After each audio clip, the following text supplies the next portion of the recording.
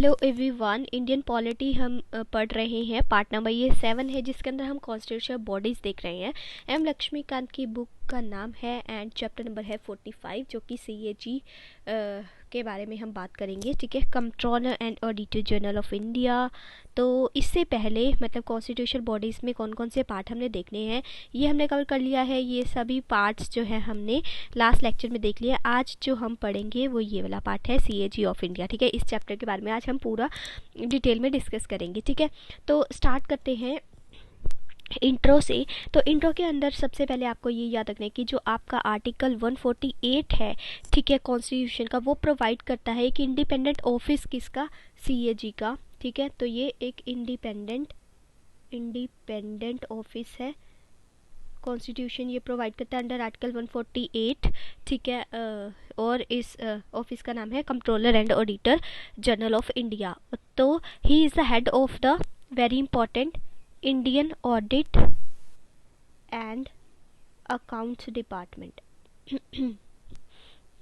ठीक है, he is the guardian of the public purse and control the entire financial system of the country, दोनों level पर, centre and state. तो यहाँ पे ये गार्जियन का रोल प्ले करता है सभी पब्लिक पर्स एंड जो पूरा फाइनेंशियल सिस्टम है दोनों सेंटर एंड स्टेट का, उसको ये हेल्प करता है। ठीक है, गार्ड करता है। ठीक है, और इसकी ड्यूटी ये है कि अपहोल्ड करना कॉन्स्टिट्यूशन ऑफ इंडिया को and laws of parliament in the field of financial administration. तो यहाँ पे ये फाइनेंशियल एडमिनिस्ट्रेशन की पूरी देखरेख इसके पास होती है। ठीक है, तो ये कुछ बातें आप याद रखेंगे। उसके बाद जो BR अम्बेडकर थे, डॉक्टर BR अम्बेडकर, ठीक है, उन्होंने CAG को एक इम्पॉर्टेंट ऑफिस बताया under the constitution of India. तो इसके बारे में पूछ लिया जाता है कि CAG को important office under the constitution of India किसने बुलाया, तो डॉक्टर BR अम्बेडकर जी ने। उसके बाद he is one of the bulwarks of the democratic system of government in India and the other being the, और दूसरे कौन से हैं आपका, हो गया supreme court, election commission and UPSC। तो जो 4 pillars of the democracy India के अंदर बताए जाते हैं, तो वो उन चारों पिलर्स के आपको नाम याद होने चाहिए।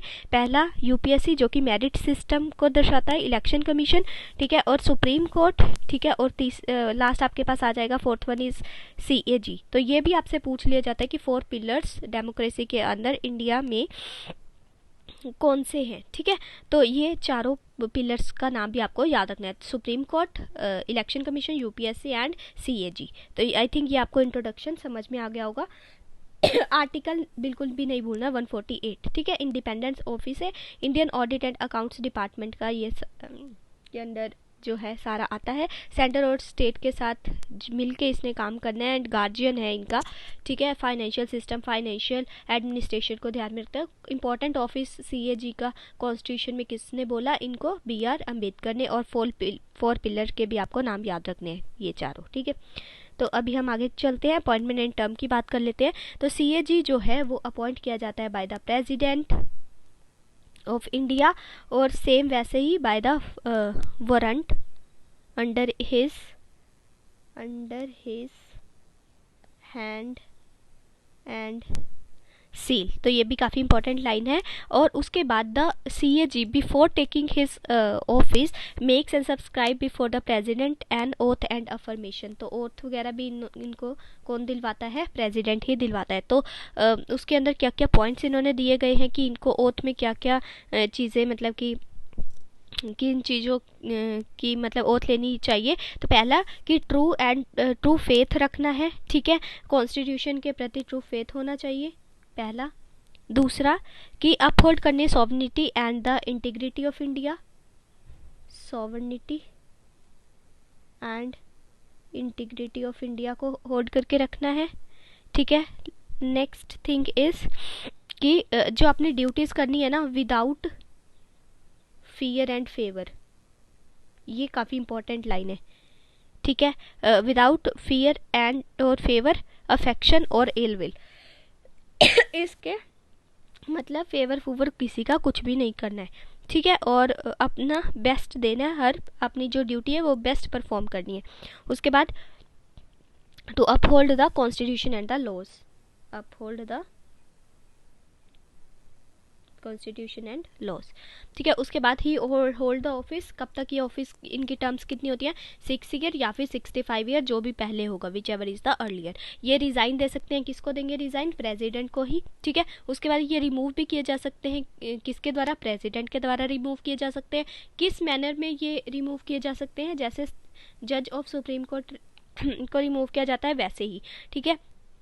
उसके बाद he can be removed by the president on the basis of the resolution passed to that effect both the houses, मतलब स्पेशल मेजोरिटी से, वैसे ही जैसे सुप्रीम कोर्ट का जज को हटाया जाता है स्पेशल मेजोरिटी से, दोनों हाउसेस के, बोथ हाउसेस के, ठीक है, वैसे ही इनको हटाया जाता है। किसको, CAG को अगर हटाना है तो, ठीक है। उसके बाद इनका या फिर on the ground of the misbehaviour and incapacity भी इनको हटाया जा सकता है, ठीक है। मिसबिहेवियर एंड इनकैपेसिटी, ठीक है। तो ये चीज़ आपको याद रखनी है। उसके बाद इंडिपेंडेंस की हम बात कर लेते हैं इसको रब कर देती हूँ मैं। अब हम आगे अपने थर्ड पॉइंट के ऊपर। तो थर्ड पॉइंट हमारा कुछ जो है कि कैसे इनको वर्क करना है to safeguard and ensure the independence of the CAG. तो इसमें भी हमें कुछ पॉइंट्स दिए गए हैं, उसको हम डिस्कस कर लेते हैं। 6 पॉइंटर्स है। तो पहला पॉइंट ये है कि he provided with the security of tenure, और इनको रिमूव करेगा कौन, प्रेसिडेंट इनको रिमूव करेगा, ठीक है। Only in accordance to the, जैसे कॉन्स्टिट्यूशन के अंदर मेंशन है, ये नहीं कि अपनी मर्जी से इसको रिमूव कर दिया जाए। वही बात है कि जब ये इनको मतलब अपॉइंट कर देते हैं तो उसको कोई भी डिसएडवांटेज नहीं होना चाहिए। दूसरी चीज़ ये कि ये नॉट एलिजिबल है to the for the further office, not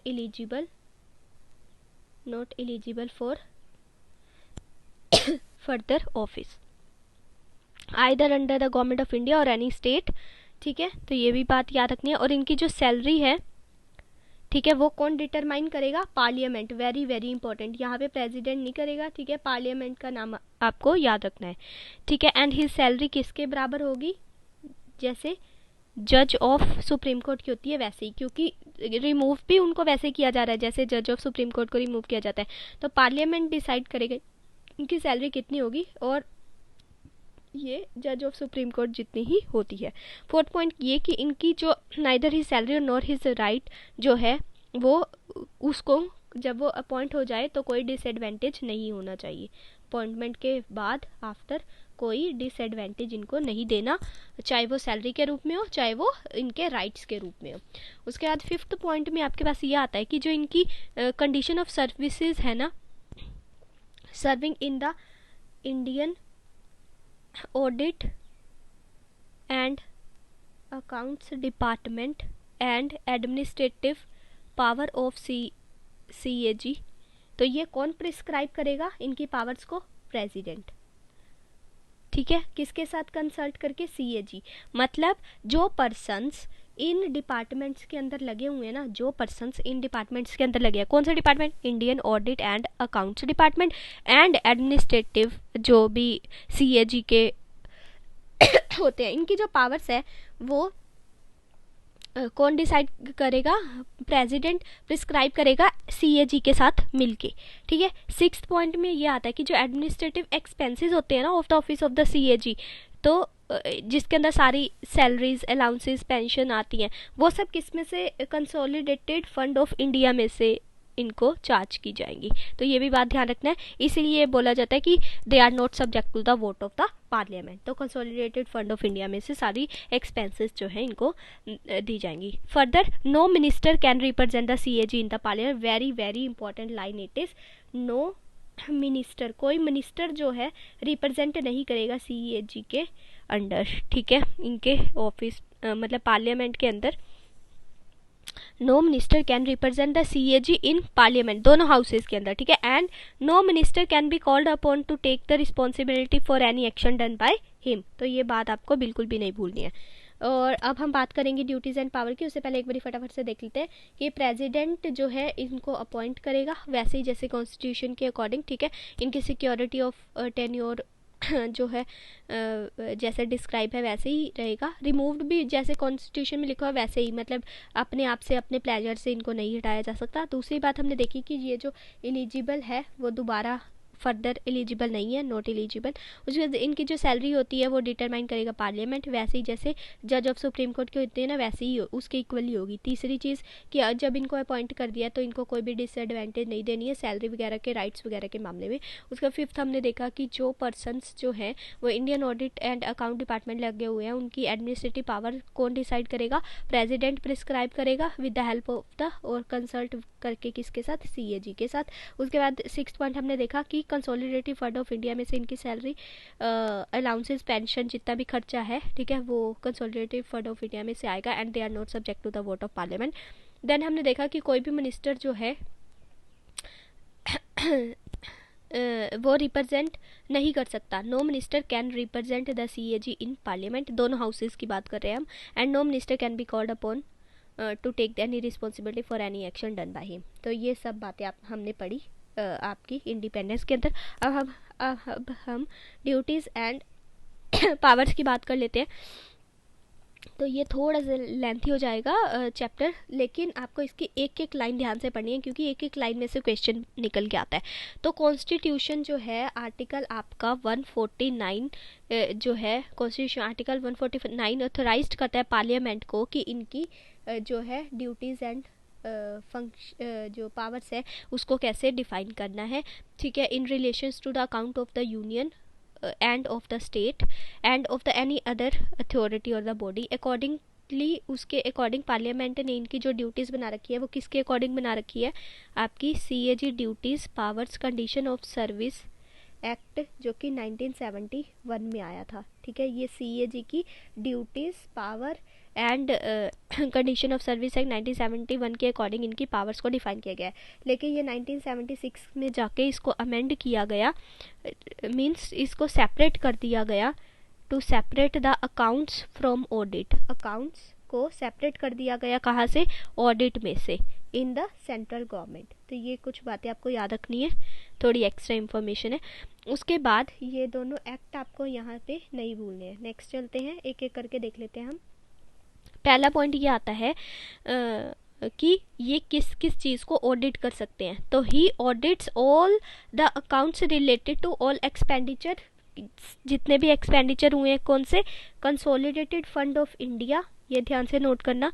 उसके बाद consolidated fund of each state, ठीक है। उसके बाद consolidated fund of union territories having the legislative assembly. तो इन सब के ये अकाउंट्स में को ऑडिट कर सकता है कि कितना खर्चा हुआ है। तो यहाँ पे ध्यान रखना है इंडिया के ईच स्टेट के एंड यूटीज जिनकी लेजिस्लेटिव असेंबली है। दूसरा पॉइंट कि ये एक्सपेंडिचर को ऑडिट कर सकता है फ्रॉम द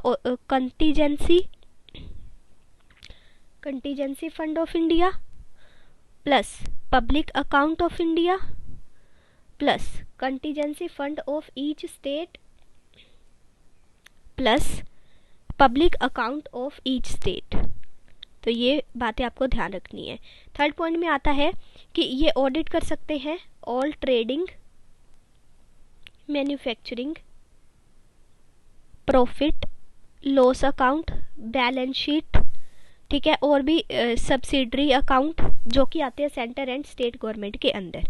उसके बाद फोर्थ पॉइंट में आता है आपके पास ये ऑडिट कर सकते हैं रिसीट्स एंड एक्सपेंडिचर किस किस का, सेंटर और सारे स्टेट का, ईच स्टेट का, टू सेटिस्फाई हिमसेल्फ कि जितने भी रूल्स एंड प्रोसीजर्स हैं वो सही ढंग से जो है बनाए गए हैं। एंड ये चेक कर सकते हैं assessment, collection and the proper allocation of the revenue. उसके बाद फिफ्थ पॉइंट में आई थिंक मुझे इसको रब कर देना चाहिए, चलो फिफ्थ पॉइंट यहाँ लिख देते हैं। तो फिफ्थ पॉइंट में ये ऑडिट कर सकते हैं रिसीट्स एंड एक्सपेंडिचर को किन किन की, मतलब कौन कौन सी बॉडीज़ की।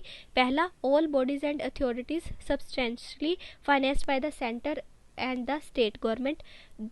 बी पॉइंट में आ जाएगा आपकी जो गवर्नमेंट कंपनीज होती हैं उनकी रिसीट्स एंड एक्सपेंडिचर को चेक कर सकते हैं।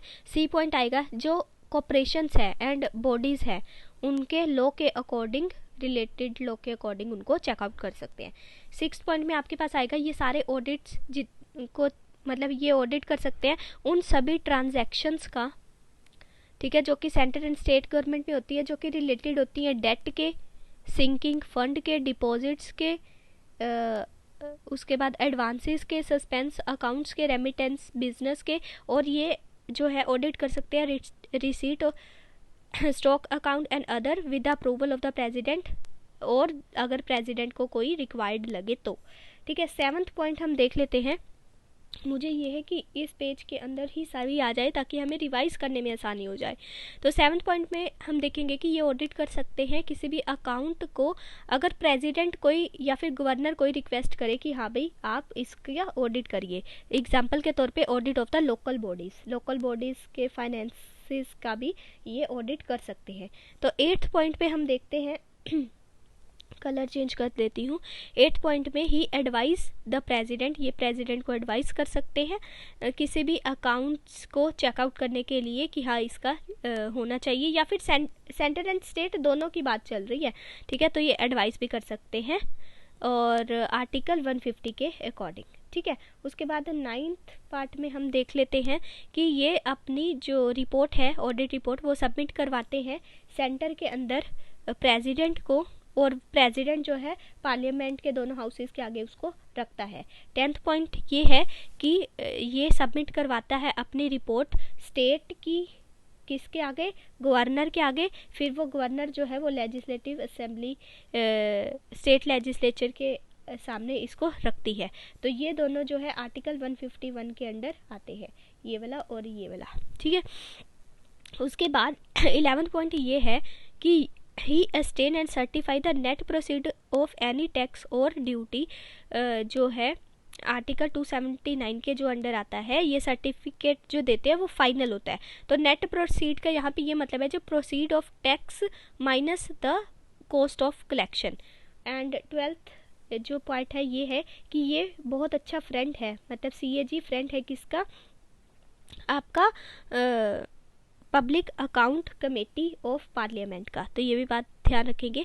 एंड 13 पॉइंट इन्होंने ये बताया कि he compiles and maintain the accounts of state government, ये पूरा अकाउंट्स का जो भी लेखा जोखा होता है उसको उसका मेंटेन रखते हैं पूरा रिकॉर्ड। ठीक है, 1976 के अंदर जब ये अमेंडमेंट हुई थी, हमने लास्ट स्लाइड में देखा, he was relieved of his responsibilities with regard to the compilation and maintenance of accounts of the central government due to the separation of accounts from the audit, that is departmentalization of the accounts। तो state के अंदर तो ये पूरा अपना maintain करके रखते हैं, लेकिन सेंटर के अंदर नहीं रखते, क्योंकि अमेंडमेंट हुई थी उसके अंदर स्टेट सेंटर का नहीं इनको मेंटेन करके रखना, सिर्फ स्टेट का ही मेंटेन। सेंटर का क्यों नहीं करके रखते, क्योंकि सेपरेशन हो गया था अकाउंट्स का फ्रॉम द ऑडिट। ये काफ़ी इंपॉर्टेंट पॉइंट है, इसको प्लीज़ याद रखिएगा। तो क्विक रिवीजन में एक बार देख लेते हैं हम फटाफट सारे पॉइंट्स क्या है। तो पहला पॉइंट हमने यहाँ पे चेकआउट किया, पहला कि ये किसका ऑडिट कर सकते हैं, consolidated fund of India, consolidated fund of each state and consolidated fund of UTs जो जिनकी लेजिस्लेटिव असेंबली है। दूसरा contingency fund of India, public account of India, contingency fund of each state and public account of each state. ठीक है, third point हमने देखा कि all trading and ये ऑडिट कर सकते हैं ऑल ट्रेडिंग मैन्युफैक्चरिंग प्रॉफिट, उसके बाद loss accounts, balance sheet and other subsidiary accounts का, जो कि सेंट्रल एंड स्टेट गवर्नमेंट के अंडर आती है। उसके बाद ये ऑडिट कर सकते हैं रिसीट एंड एक्सपेंडिचर का, किस किस के, सेंटर एंड ईच स्टेट का, वो अपने आप को सेटिस्फाई करने के लिए। ठीक है, एंड चेक कर सकते हैं assessment, collection and the proper allocation of the revenue. 5th point में हमने देखा कि वो सेंटर एंड स्टेट के जो रिवेन्यूज़ है उसको चेकआउट कर सकते हैं। ठीक है, और गवर्नमेंट कंपनीज के भी देख सकते हैं रिसीट्स एंड एक्सपेंडिचर। फिर हमने देखा कि अदर कॉर्पोरेशन एंड बॉडीज़ का भी ये चेकआउट कर सकते हैं जो कि रिलेटेड टू लॉज होगा। 6th पॉइंट में हमने देखा कि जितनी भी ट्रांजैक्शन होती है ये उसका ऑडिट कर सकते हैं सेंटर एंड स्टेट के अंदर, जो कि रिलेटेड होती है डेट। ठीक है, डेट सिंकिंग फंड, उसके बाद deposits, advances, suspense accounts, remittance business सबका, और ये ऑडिट कर सकते हैं receipt stock account and others with the approval of the president. ठीक है, या फिर प्रेसिडेंट को जो रिक्वायर्ड हो। उसके बाद 7th पॉइंट में हमने देखा, 7th पॉइंट कहाँ गया, लिखा तो था, हाँ जी ये वाला।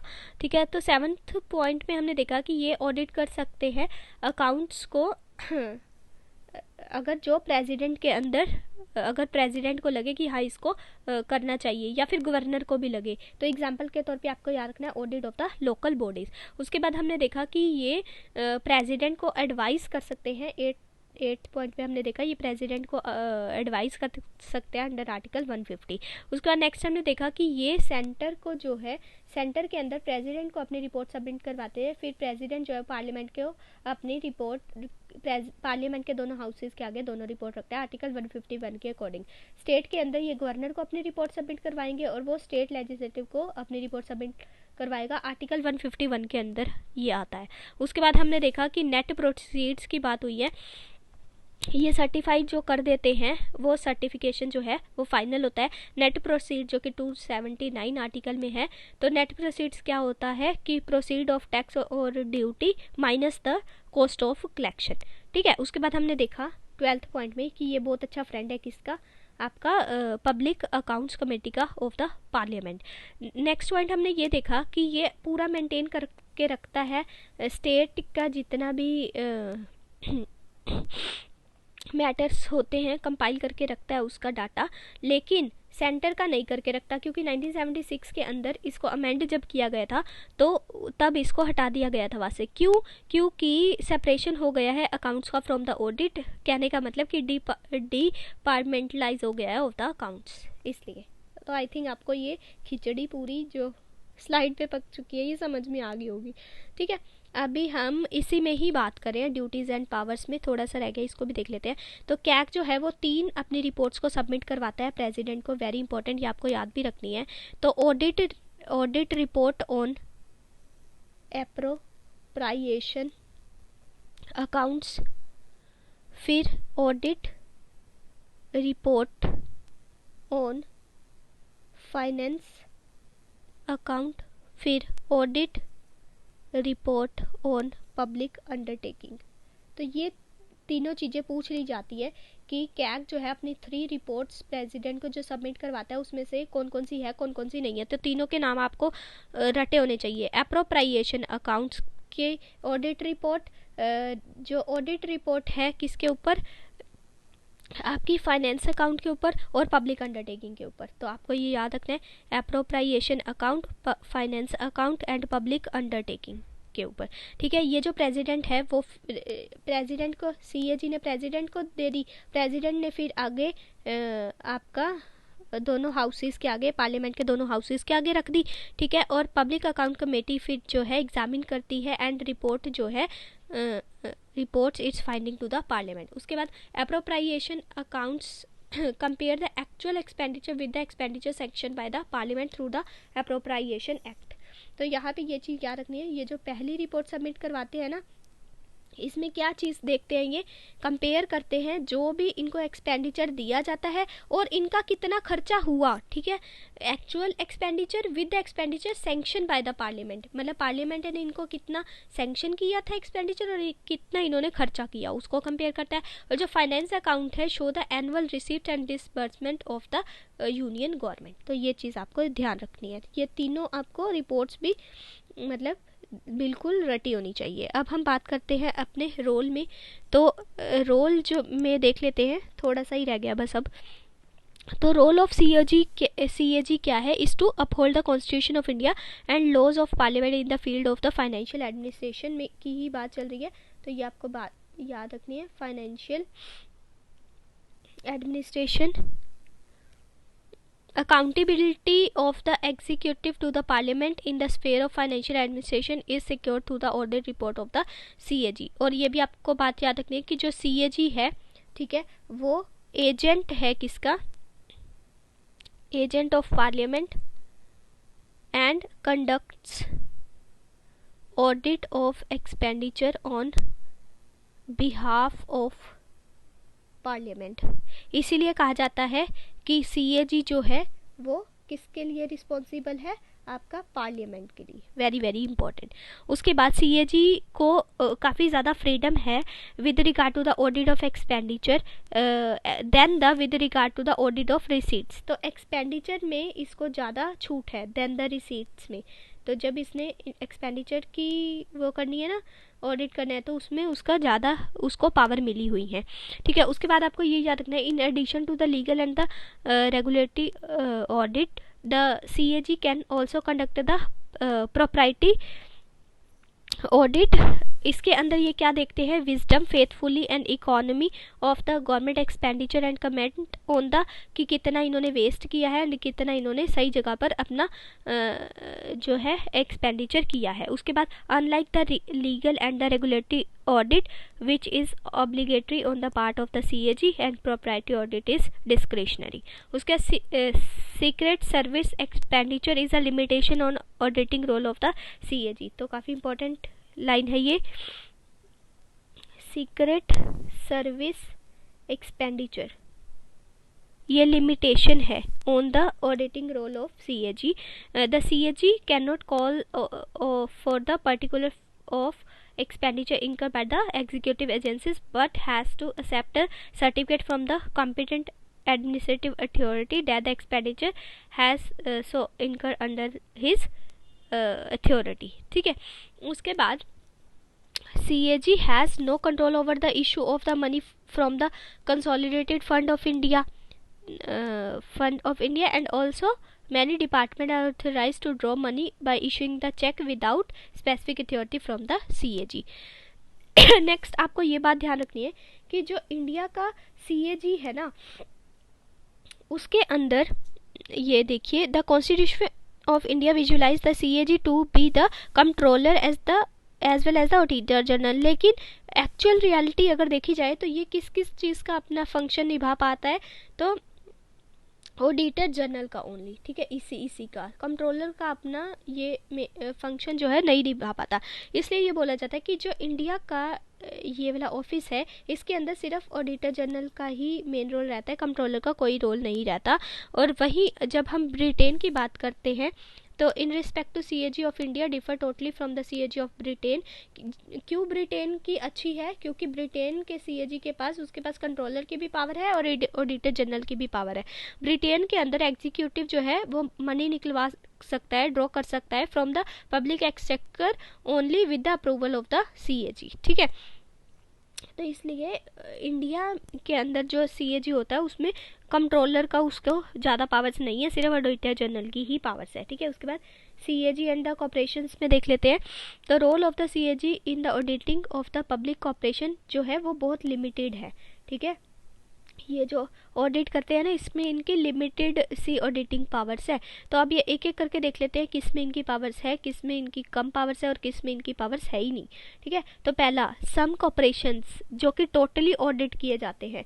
ठीक है, टोटली ऑडिटेड बाय CAG। तो उनमें कौन कौन सी आपके पास आ जाती है, Damodar valley corporation, oil and natural gas commission, air India, Indian airline corporation और भी बहुत सारी। सेकंड, सम अदर कॉर्पोरेशन जो कि ऑडिट तो किए जाते हैं लेकिन